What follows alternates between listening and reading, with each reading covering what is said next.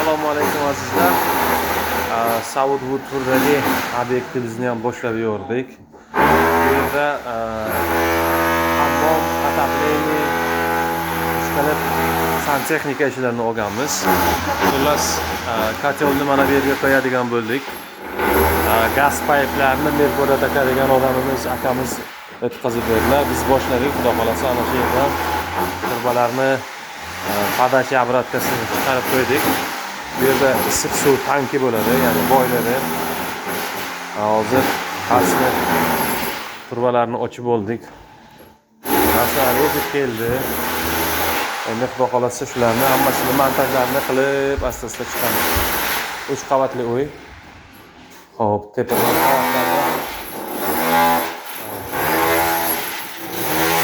meni okajonim. Okam meni, okam, родной.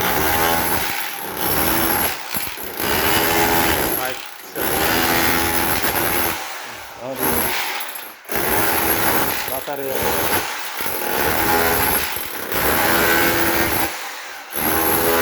İşte yani bo'ladi, batareyasi. Hammom.